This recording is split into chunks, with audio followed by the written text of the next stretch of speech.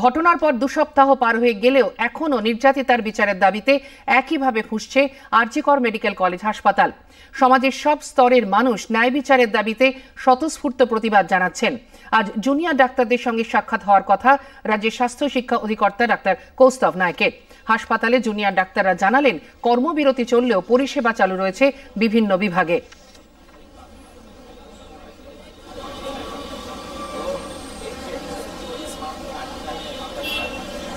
Justice যে আমরা পাচ্ছি না সঠিকভাবে, যেটা এখন আমাদের মনে হচ্ছে যে মাল্টিপল অ্যাকিউজ থাকতে পারে, ঘটনার মোটিভ কি সেগুলো আমাদের কাছে এখনো স্বচ্ছভাবে কোথা থেকেও আমরা পাইনি। রাজ্য পুলিশের উপর ভরসা রাখতে পারিনি, যার ফলে জুডিশিয়াল এনকোয়ারি দাবি করেছিলাম, তারপরে সিবিআই কে দিয়েছে।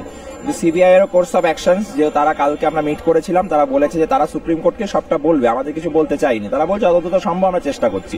আবার তার সাথে সাথে মানুষের ভাবনা চিন্তা কি, তারা কি ভাবছে, এই সাজেশনগুলো আমরা নিচ্ছি যে আন্দোলনটাকে এবার কি ফর্মে কন্টিনিউ করা যায়। কারণ নেক্সট হিয়ারিং আমার 5 তারিখ দিয়েছে, তাহলে এই মধ্যবর্তী পিরিয়ডে আমাদের আন্দোলনটা কি ফর্মে চলবে সেটা নিয়ে আমাদের ইন্টারনাল জিবি মিটিং আমাদের কন্টিনিউয়াস এই কথাবার্তা চলছে।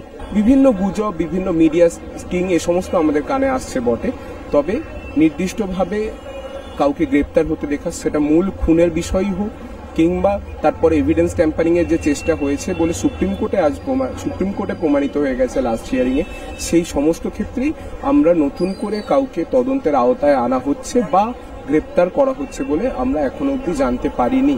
এর ফলে যারা এই ঘটনার সঙ্গে পরোক্ষ বা প্রত্যক্ষভাবে জড়িত ছিল তারা এখনো বুক ফুলিয়ে বুক চিতিয়ে সমাজের বুকে ঘুরে বেড়াচ্ছে। এটা যথেষ্টই হতাশার আমাদের কাছে।